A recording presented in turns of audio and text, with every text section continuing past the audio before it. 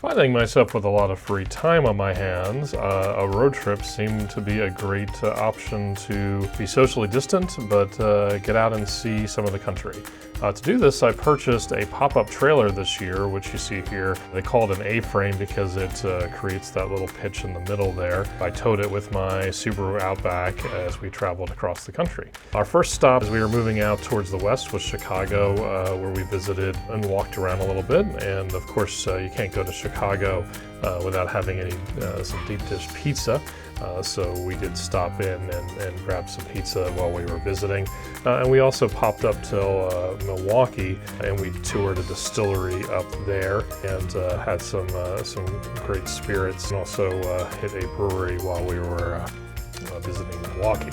As we continued our journey west, we had to stop into a few small towns, including Blue Earth, where they have the huge Jolly Green Giant, and Mitchell, South Dakota, which was home of the giant corn palace. So that featured all this artwork made out of corn, which was really cool. So from there we headed to the Badlands in South Dakota. Beautiful area, full of various rock formations, some wildlife you want to keep away from. But we spent about 2 to 3 days in the Badlands hiking through the various areas, mountains and things there. We had a great time visiting that neck of the woods. A lot of interesting wildlife. You can see some prairie dogs running around here in that video clip there. You can see there's a nice close-up.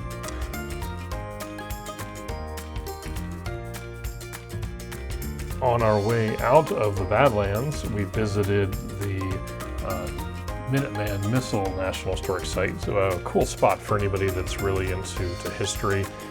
We were able to tour a couple of the missile silos.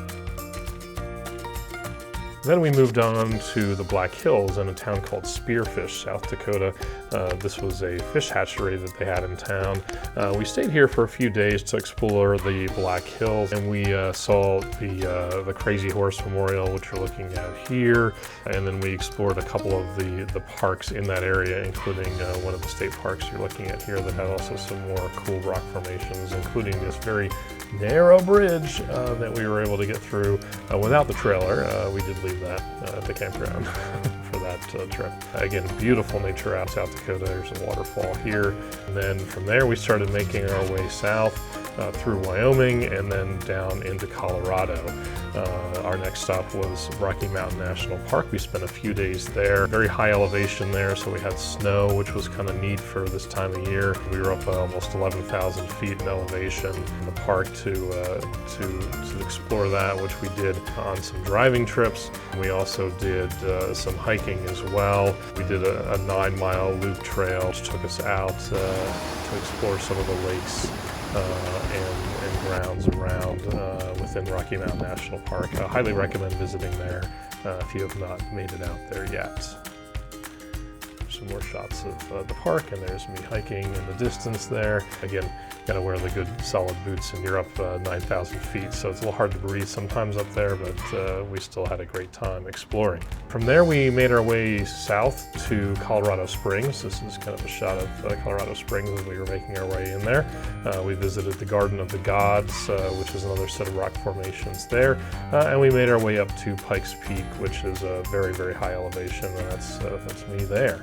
And from there, we started making our way back. That's Justin getting our trailer ready to head off to our next location. We passed through Kansas and Kansas City on our way back, and were able to hit the World War I Museum and Memorial there, and walked around town in Kansas City, Missouri a little bit, and couldn't leave without having some good Kansas City barbecue.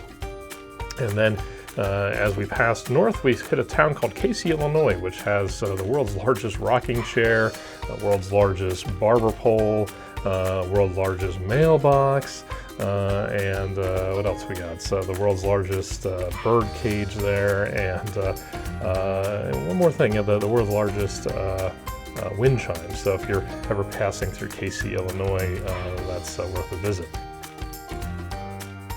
I hope you enjoy taking a look at some of our vacation experiences.